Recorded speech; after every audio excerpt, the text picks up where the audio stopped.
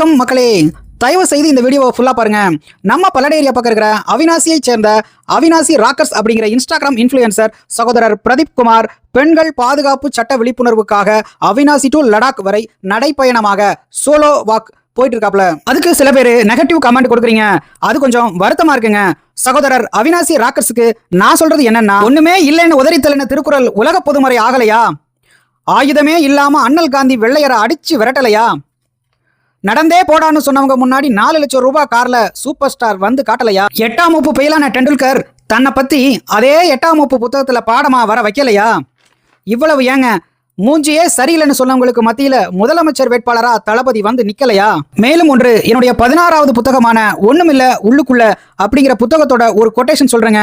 வரலாறு படித்தால் உனக்கு பெருமை, படைத்தால் உன்னால் பெருமை. முயற்சிக்க தயங்குவதும் முயற்சியை தடுப்பதும் மூடர்களின் செயல்.